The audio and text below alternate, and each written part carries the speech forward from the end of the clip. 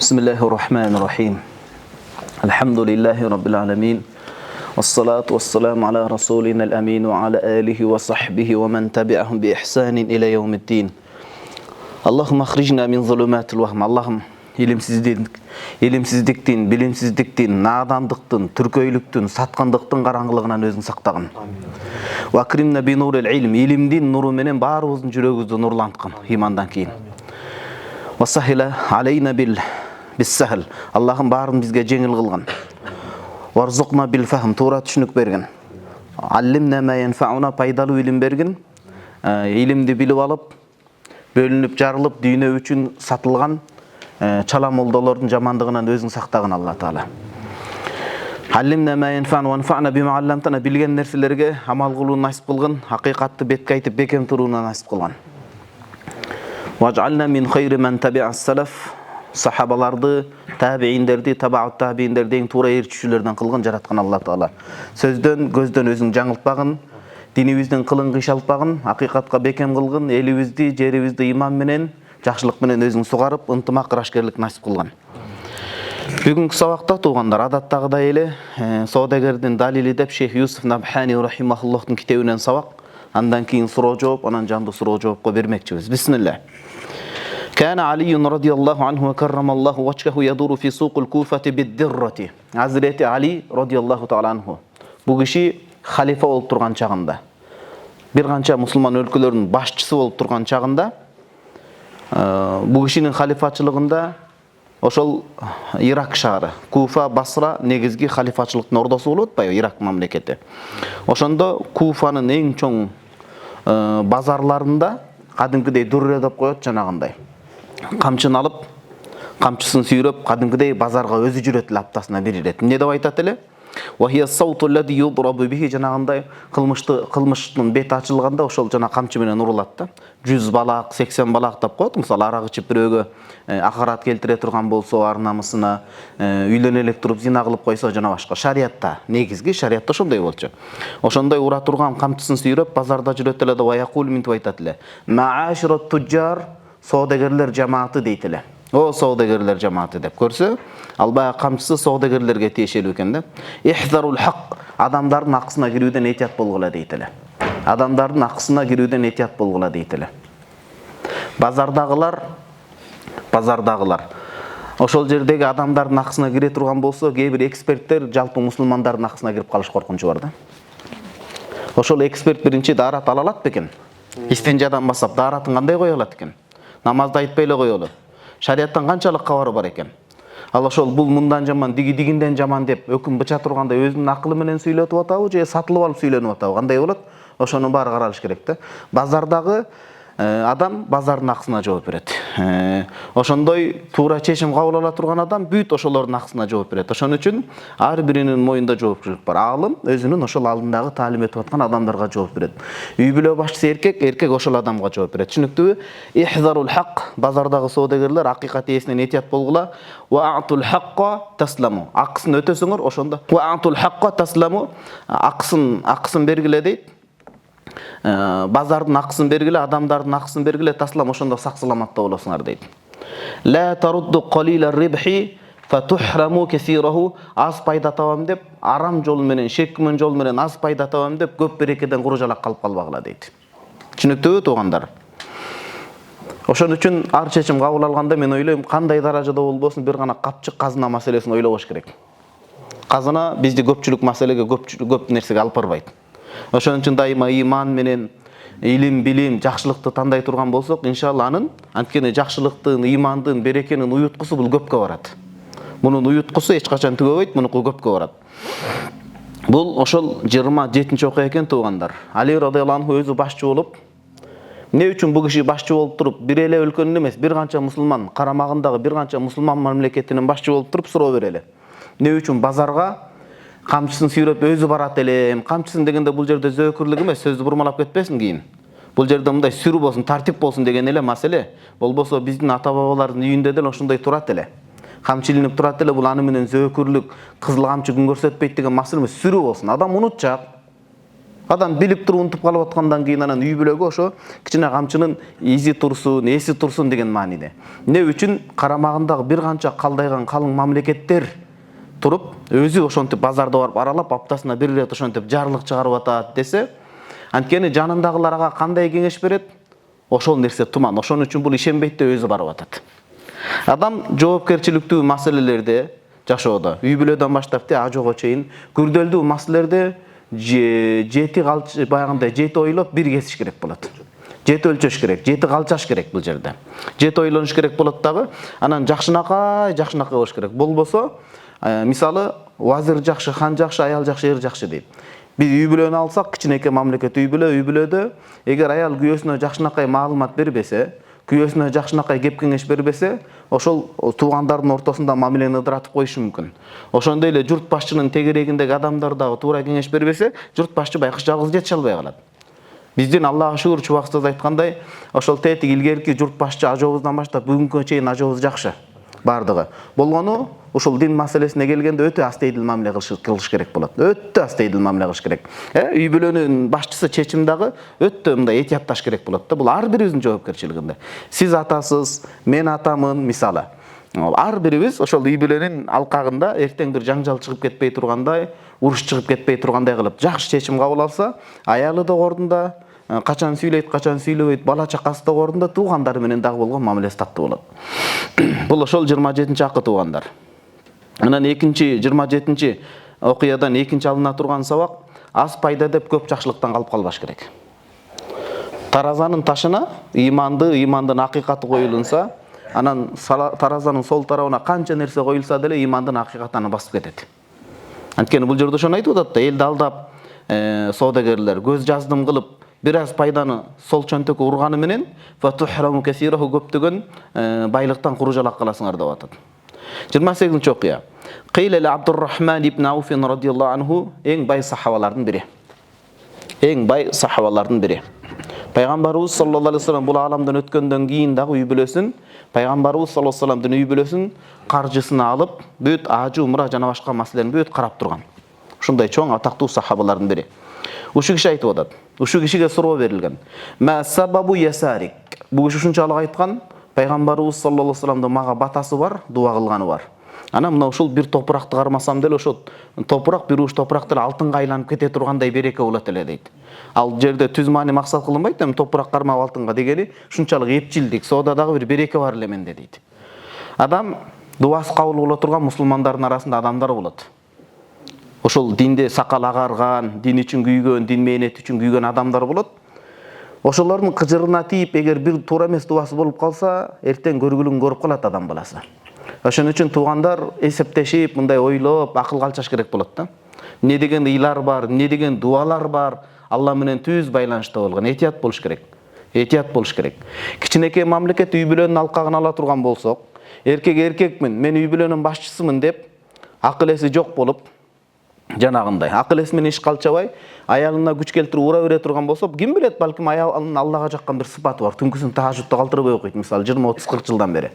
Ошентип бир болбой, эки болбой аялына зулумдук кыла берсе, аял анан келип туруп, ыйлап, жаратканга жалбарып бир дуа кылса, эркек жок болуп кетиш коркунучу бар да. Иши жүрүшпөй калат. Өткөндө Чубак жолдон келет, Чубак устаздын маселесин угуп калдым, рахматтуулук устазыбыздын. Бир үй бүлө ажырашып, анан 3-4 баласы менен ушу келинчегин жеткизген окшойт күйөөсү. Анан 4 күнүнө келе берген экен, анан бир баласын калтырган окшойт да, бир баласын көтөрүп келип анан кат берди дейт. Мага ошо кызыңызга келинчегиме берип коесузбу деп анан катты Чубак устазга апасы келип айтып бериптир. Катты окусам дейт, жанагы жерде келинчеги мен буга чейин сенден кетпептир. Зөөкүрлүк, залым болуп менден кетиптир, кызыл камчы болуп. Бирок мен ошол бала чакалуу болгондой сенин ордуң билинди.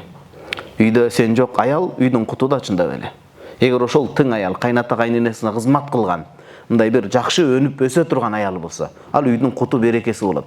Сен жок, эч нерсеге жете албай калдым дейт. Элестетиңиз жаш бала менен. Кудум ошол сыяктуу жамааттардын арасында дагы дуасы кабыл боло турган адамдар болот, ошолорду этиятташ керек. Азыр адамдар канча деген арам жолдо жүрдү эле. Алыска барбайлы туугандар. Мисалы өзүбүздүн адабият классикабызды алсак, Сынган кылычта Шералы эмне болду? Нүзүпбей аталык кылып туруп жанагындай эски өтүгүн илдирип койду го. Неге адам тез эле унутуп калат да? Адам бир нерсеге жеткенге чейин бир нерсени айтат, чыкканда унутуп калышы мүмкүн. Шералын эсинен чыкпасын деп жанагы өтүгүн илдиргени бекер эмес да. Өтүгүн илдиргени бекер эмес. Ошон үчүн биз кече бир аз артка кылчайып карасак, канча деген аракка кирип кеткен адамдар бар эле. Канча деген киши өлтүргөн адамдар бар эле. Тууганы менен касташкан, жоолашкан, айгышкан, мындай бир эрегишкен адамдар бар эле. Бирок ошолордун баардыгы дин мээнети менен, даават менен, илим менен, устаздардын эмгеги менен эмне деген жакшы даражага жетишти туугандар. Биз бир гана мунун жакшылыгын көрдүк. Эми арасында кой аксагы менен жүз дейт. Эгерде мындай бир туура эмес чыга турган болсо, аны аалымдар биринчи кезекте көзөмөлдөйт. Анткени мен аалым эмесмин. Сабак өткөн негизги чоң аалымдардын милдети бул биринчи кезекте үммөттүн тынчтыгын сактоо болот. Ислам дининин максаттарынын бири тынчтык болуш керек. Биз биринчи кезекте мамлекетти ушунчалык жакшы көрөбүз, сүйөбүз, мамлекет үчүн туруп беребиз, мамлекеттин тынчтыгын ыдыраткан, ынтымагына мындай бир жик кетире турган адамды эң биринчи биз эсептешти. Таксыр, сенин кылганың туура эмесми бул депчи. Ошон үчүн ошол учурда элди кайра бир мурдагы кейипин алып келип койбош керек болот да. Түшүнүп атасызбы мен эмнени айтайын деп атам? Эл мурдагы кейипке келип калбаш керек. Анткени эми эс алып, мына бүгүн эртең менен бир алыска зыяратыбыз бар эле. Зыярат кыргызча эле сөз. Бул жерде арапташтыруу эмес. Кабар алып чыксак, Ош базарына жанагы жер бар го? Фучик болуп калабы? Шлагбаум. Туруп калсак бир жакшы киши мындай келип, машинанын унааны фараларын тазалап калды.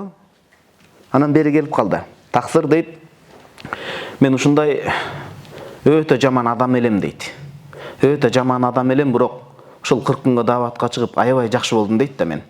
Анан бирок кайра ушундай жаман болуп баратам, кичине өзүмдү таштап чүнчүп кеттим, анткени туугандар мени такыр ордума койбой койду дейт. Сен түзүк молдо болот белең, сенде молдо чыгат беле, сен эмне качантан бери деп ушинтип отуруп, кайра азыр ичкиликке берилип баштадым эле. Мен көрүп чогучуп кетти да. Таксыр болду. Мен тобома келдим. Болду. Мен кайрадан оңолом, кайрадан туура жолго оролом деп атат да. Анан эме эле жаңы алдырган калпагыбыз бар эле. Жанагы адамдын бетиндеги нурун көргөндөн кийин калпак кетти анан ал кишинин башына. Мен баштагы бир калпак кетсе деле, калпак кетет, оомат кетет деп бир ротоло сыйынып алгандар бар, канчалык эмес ал. Эгерде сенин калпагың кетсе, ошол оңолуп, арагын таштап, кайрадан дин жолуна оролуп, үй бүлөсүн бактылуу болсо, андай калпактан 1000 эсе кетсин.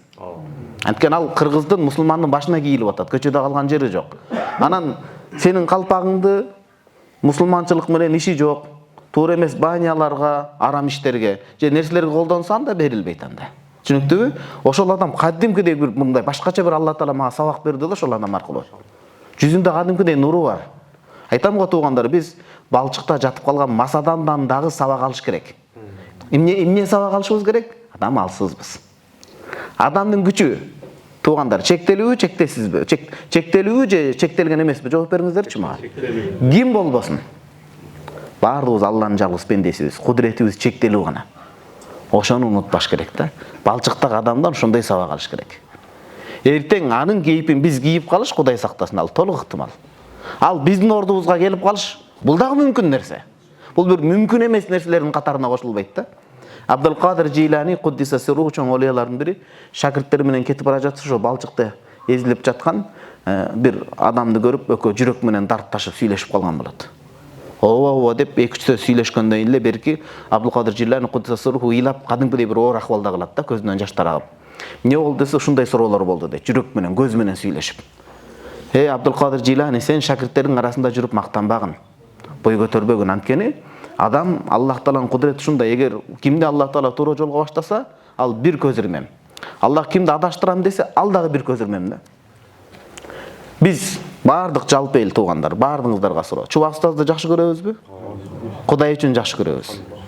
Муну биз эмес, баардык айтканда жакшы көрөбүз деп. Чубак устазыбызды жакшы көргөнүбүз чын болсо, сыйлашыбыз керек да. Кабырында туйлап калбаш керек да ал кишичи.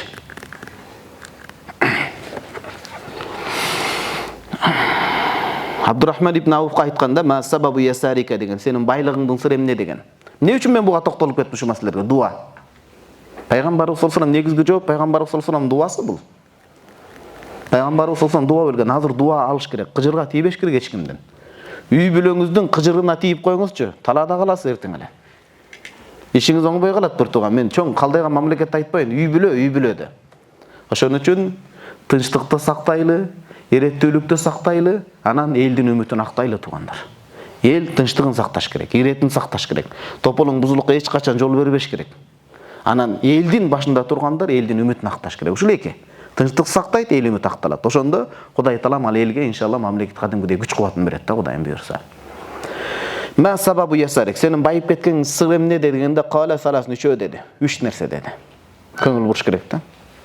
3 нерсе деди. Биринчиси ма радатту рибхан qattu, эч качан пайданы кайтарган эмесмин дейт. Адал иштен бир пайда түшө турган болсо, пайда боло турган болсо, ошого тобокелдик кылып барганмын дейт. Эми баягы соода саттык тармагында. Илимдин да ошондой ашыкчасы болбойт да. Мына биз Ислам университетине 2007-2008 келсек, али билбегенибиз канча тууган. Мен Кудай акы, Кудай дорто коюп айтам. Билген нерсем өтө аз, билбеген нерсем өтө көп. Чындап. 2000 таксырым. Сиз кетесизби, сабак отура албайсызбы? Сабактын адеби бузбаш керек таксырым. Түшүнүктүүбү? Мен оюм чачырып кетет. Сиз мейли келиңиз, китебиңизди бериңиз. Кийинкисин бузбаш керек сабакты. Кетпей турган болсоңуз, чыдап күтүп отуруп туруш керек. Макулбу? Анан кете турган болсоңуз бир жөн. Бул эмне китеп экен шейх? Айткан китеп ошо. Модуа кылып коюңуз эски. Машалла. 41 жыл Кур'ан, жарайт. Бирок сабактын адебин түшүндүңүз, таксырын, кийин, түшүндүңүз. Аллах разы болсун. Акырында дуа кылабыз тамлам апабызга. Могул жерге Куранды кое туралы, акырында дуа кылабыз. Түшүнүктүүбү туугандар? Илимде да ошондой. Илимдин бир ашыкчасы болбойт. Канча жылдан бери илим окуп жүрсөк, билген нерсе мындай. Саналуу эле бүтүп калат, билбеген нерсең толтур. Адам өмүр бою. Ошон үчүн адам көзүн май басып калбаш керек, адам манчыркап калбаш керек. О, билбеген нерсеси толтур. Өмүр бою окуп деле билбеген нерсе чыга берет. Имам Абу Ханифа рахимахуллахтан сурашкан. Биманилта хадал илм. Бул илимге кантип жеттиңиз дегенде эки сыр менен деген. Эми Алланын бергени негизги жооп. Бул жерде да Алланын элчиси пайгамбар саллаллаху алейхи дуасы. Эмне деген эки нерсе? Себеп катары. Ма бахилту анил ифадати ва мастанкафту анил истифада дейт. Сөздү карап коюңуз. Эки нерсе. Канчалык аалым болуп кетпейин, канчалык элге таанымал болуп кетпейин, жаңы пайданы өздөштүрүп илим алуудан эч качан баш тарткан эмесмин, бой көтөргөн эмесмин дейт. Жаңы бир пайда илимге тиешелүү пайда уга турган болсом, ошол пайдага жаңы илимге тай басып кирип аткан адамдан да ашык урмат көрсөтүп ошого турат элем дейт. Анан экинчи сыпатым вама бахилту анил ифада, бирөө менден илимдин жандырмаган чечмелерин сурап келсе эч качан ага сараңдык кылган эмесмин дейт. Билгенимди үйрөтүүдөн баш тарткан эмесмин дейт. Карасаңыз, үйрөтүп отурган да, билгенин үйрөтүп отурган. Ошону айтып атат бул жерде. Бул биринчи пайдасы экен Абдурахман ибн Ауф. Ма радатту рибхан qat, эч качан пайданы кайтарган эмесмин. Экинчиси вала тулиба минни хайванун фааххарту бай'аху. Мен ошо соодага бир жаныбарды, малды, 4 түлүк малды сатайын деп чыксам, соодагер менден келип сураса, ошонун көңүлүн оорутуп, жок деп ага жок деп айтып көргөн эмесмин дейт. Карасаңыз, мисалы, мурда деле мен исламскийди окуп, келинчегиме жаңы үйлөнүп жүргөндө деле ошондой элемде, таң калып, сиз базарга кирсеңиз, биринчисинен эле алып кетесиз депчи. Өзүм кичинекей чакта оор турмуш баштан өткөндө базарда туруп калган катары билем да, ошол жаштык кезим элесиме келе берет. Баягы өзгөчө жаш болсо көңүлүн калтыргым келбейт да. Эмнеге дегенде соода туура. Албетте соода андай нерсе бар, бирок өзүмдүн жаштыгымды кое берем дагы мындай. Ушул эми кантип өтүп кетсем кандай болот деген дагы деле кыжаалат бар да. Бул киши да ошондой экен да. Вала тулиба минни хайванын дейт, бир ошо 4 түлүк малды сат дей турган болсо, фааххарт байханы кечиктирип көргөн жан эмесмин дейт. Бирөө жаным айтчу, кантип байыды экен анан депчи. Балким ошолордун ыраазычылыгы менен туугандар. Биз чыныгы байлыкты көз жазында калтырып атабыз. Үй бүлөң ыраазы болсо, сен эң бай адамсың. Мамлекетиң, мусулман жамааты сенден ыраазы болсо, сен эң байсың. Атың түбөлүк калат сенин. Атың түбөлүк калат. Канча адам дуасында алкайт сени. Эгер туура чечим кылына турган болсо. Канча мусулман дуа кылат. Биз өлүп деле кетебиз. Бирок аркан канча адам дуа кылат, элестетсең, тарыхта алтын тамга менен жазылып каласың да. Бул жерде да ошону айтып атат. Вала би'ту бинасиатин, эч качан би'ту бинасия жанагындай насияга берип көргөн жан эмесмин дейт. Нак иштешкен, насияга иштешип көргөн жан эмесмин.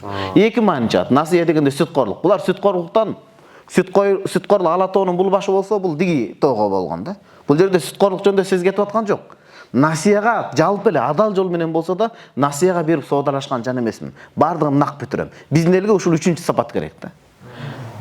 Жалтыр өңдөн ак жакшы, насиядан нак жакшы. Жок, мен кийин төлөп алам да деп, же жумушунун такай жумушунун бир такай жумушунун эсеби жок. Анан алдына карабай студент бала iPhone сатып алат. Уну кымбат көөлүк унаа сатып алат. Бирок эртең төлөө маселеси бар да. Чыдап, 1-2 кылып, 2-3 кылып туруп, нак ала турган болсо, нак жүрөккө тынч болот да. Накка жетпейт. Албетте зарылчылык ал башка маселе. Түшүнүктүү туугандар, ушул 3 нерсе дейт. Ва юқал, ана бу киши туурасында айтылган Абдурахман ибн Ауф эң бай сахаба туурасында радияллаху анху. Иннаху баа алфа нақатын дейт. 1000 төөнүн саткан дейт. 1000 төөнүн саткан фама рабх илля уқулаха дейт. Бирок эч бир пайда көргөн эмес, ба айтып атпайм мен биринчи сураган адамга берем деп. Ошо 1000 төөнүн акчасынан пайда тапкан эмес дейт. Илля уқулаха, уқул деп жанагындай 1000 төөнүн эмес деп коет жанагындай. Жибе. Ошол аркан эле өзүндө калган дейт. Тушап барган. Төөнүн тушагы. Ошол тушагынан эле пайдасы калды. Тушак эле калды дейт. Мындайча айтканда мурда калган баасынан ылдый тишип саткан экен да. Анан ошол жанагындай тушай турган тушак алган, шашпай туруңуз. Ба куллу иқалин бидирхам, бирок ар бир дирхам жанагындай тушаганы кийин бир ошондой катуу муктаждык болуп ошого 1 дирхамдан саткан дейт. Тушагынын өзүнөн ана фаробихи фи альфан 1000 дирхам пайда таап атат дейт да. Робиха мин нафакати, ошо 1000 дирхамдын пайдасынан лияумих альфан, ошо күнү дагы 1000 пайда тапты дейт. Ошол төөдө көрө турган пайданы тушагынан эле таап алды дейт да, бир канча күн айландырып. Биз билбейт экенбиз да береке каяк жагында туугандар. Ошон үчүн муну мен түшүнүктүүрөөк мисал менен сизге дагы жеткиликтүү кылып айтайын. Пайгамбарыбыз саллаллаху алейхи вассалам жаш балдарга тарбия берүүнү көз жазында калтырган эмес. Сахабалардан бир жаш сахаба тамакты ортосунан жегенде, балакай, биринчи кашык мейли сеники деп, жана сизге деле катуу тийген жокмун го, сабактын адеби ошондой деп. Адеп жылуулук менен. Анан кийинкисин тамактын ортосунан жебегин, өз алдыңан акырын кемирип жеген. Тамактын ортосуна береке түшөт, береке бардыгына бирдей төгүлүш керек дейт. Сен алып койсоң болбойт дейт. Жана шариат китептеринде келет, нандын ортосун. Болбосо мага деле жумшак жери жагат ашказанымачы. Ортосын жегин келет да, биринчи алып чети катуураак каш казанын күч келип калат. Негизи эле камыр зыянга көп жеген, бирок мага жагат экен деп жей бербейсиз да, деп бар, сындырасын, сындырып акырын жетесиң эгер насип болсо. Кудум ошол сыяктуу бул жерде да ошол маселе кетип атат. Береке каякта экенин билбейбиз бир тууган. Шариатка каршы кылбасак эле иншалла. Бардыгы болот, казына да толот, бата да болот, тынчтыкта болот, Кудайым буйрса. Туура жүгүртүш керек. 29-чу окуя. Кана Ияс ибн Муавия ибн Куррата кадил Басра дейт. Басра деген чоң шаардын казысы дейт. Бул адам бар эле, Ияс деген кишиген. Ияс. Ва кана мин уқала'i табиин, сахабаларды көргөн кийинки табииндердин эң акылдууларынан эле дейт. Бири акылдуулардын бири эле. Ал эми эң акылдуусу ким? Көңүл буруңуз. Табаут табииндердин эң акылдуусу деп имам Абу Ханифа рахималлаху айтышкан. Табаут табииндерден. Ма раайту, алымдар, бир канча алымдар айткан, aqala min Abi Hanifa тарах. Биздин Ханафи мазхабтын башчысы имам Абу Ханифадан дагы рахим акылдуу адамды көргөн эмеспиз деген. Бул ошо акылдуулардын бири дейт. Якул эмне дейт? Казы да акылдуу болгон үчүн казы болуп атат. Баягы сиз баягы сабакка балким биринчи келип калган чыгарсыз, казы деген сот деген эле сөз, мусулмандын соту. Ал жерде бир гана илим жетишсиздик экен. Тажриба, мол тажриба, зиректик, акылдуулук, муассыда кеңешчилердин мындай туура маалымат жеткирүүсү, өзүнчө бир нерсе да, өзүнчө бир алам. Якул айтат эле дейт, лесту бихиббин дейт, хаддаин. Мен негиз алдамчы эмесмин дейт. Адамдарды алдап кетпеймин деп атат бул киши. Вал хиббу алдамчылык ла югаббинуни ва ла югаббину ибн Сирин, валакин югаббину al-Hasan ва югаббину ибн Муавия ибн Курра дейт. Мен өтө зирек адаммын, ошон үчүн сотмун, казымын. Мени адамдар алдап кете албайт. Бирок кимди алдап кетет десе, Хасанул Басриди алдап коюшу мүмкүн дейт. Ал киши соода кылып көрбөгөн адам эмес экен. Кирет экен да, ошол эмне баа айтылса ошол боюнча алып кете берет экен да. Мен зирекмин деп атат. Бирок ошондой ушул нерсесинде да маани бербеген, ушундай бир маңыроо, ушундай бир момун сыяктуу маңыроо болбой калат, момун адамдар бар дейт да. Базарда мисалы канча эмне экендигин билбегенчи мисалы. Бул дегени ошо өтө бир жөнөкөйлүк дегени. Туугандар, ушул маселе ушул. Дагы окуйбуз иншалла, суроо жооп коет эле. Анан суроо жоопко кетүүдөн алдын 15 октябрга чейин жанагы нерсе талкууга салынган туугандар. Жакшылык чечим чыгат деп биз үмүт кылабыз, анткени айттык го буга чейинки биздин ажоолорубуз дагы, азыркы Садыр Жапаров ажообуздагы, Камчыбек Ташиев мырзабыз Кыргыздын баатыр уулдары мен ойлойм эч качан жаман чечим кабыл албайт. Анткени элге көрсөткөн аз маселе бар, анан элге көрсөтүлбөгөн 40ка жакын пункттар бар. Ал жерде көп нерсе каралган. Баарыбыз тең туугандар, мына мечитте Алланын үйүндө туруп айтабыз. Мамлекетибиздин тынчтыгы, амандыгы, иреттүүлүгү биринчи орунда биз үчүн. Мамлекет болсо, ушул иман иши уланат. Эгемендүүлүк менен куттуктап сүйлөгөндө мен ошону баса белгилегем атайын. Анткени кээ бир агымдар ошол нерсени мамлекеттүүлүктүн мындай баркына жете албай калышы мүмкүн да. Мамлекетибиз тынч болсо, күчтүү болсо, дөөлөттүү болсо, имандын көлөкөсүндө бардыгы болот. Эң биринчи кезекте биз ага үмүткөрбүз. Эч кандай тополоң, ызычуу чыгарбаш керек болбойт. Ал Кудайга да жакпайт, чыгарбайт. Бул түшүнүктүү маселе. Бардыгыбыз мамлекетти сүйөбүз. Анткени мекенси имандан, негизгилеринен. А бирок үчүнчү маселе, ошол нерсе биздин мусулмандардын акысына канчалык кирип калат, кирбей калат. Канчалык туура эмес. Ошол нерсеге келгиле, биз колубуздагы келген нерсе дуа экен. Эртеңден баштап орозо тутууга чыгарат элем, нафил орозо тутууга. Анткени таңзаардан кечке чейин орозо тутуп дуа кылган адам дуасы бөлөк болот. Кудайым алдыда жакшы чечим болсун. Иманыбызга. Иман Алланыкы бизге берген. Аллах бардыгын билет. Аллах кайсы кылымга чейин, кайсы убакытка чейин, кыяматка чейин кайсыл кайырдуу Алла билет. Биз Алла иман менен эсептешсек адашпайбыз. Анткени Алла Таала Куранда айтып атат: "Ала я'ламу мен халаqa ва хувал латифул хабир." Аллах Таала жараткан жандыктарын билбейби? Аларга эмне керек экендигин билбейби? Толук түрдө билет деп атат. Аллахтын иманын тандасак биз адашпайбыз. Ошол иманга каршы келбеген, мусулмандардын кыжырына, ынтымагына тийип албаган, жакшы бир элибиздин, келечеги үчүн мамлекетибиздин, Кудайым буйрса ошол ажоолорубуз, ошол баатыр адамдарыбыз чындап эле тарыхта мыкты адамдар болуп жазылып калыш үчүн мен ойлойм, иншалла, бул көп нерселерге дуа кылалы. Орозо кармайлы, дуа кылалы, жакшы чечимдер болсун. Иншалла мен үмүт кылам, жакшы чечимдер болот. Анткени биз кыйын элбиз.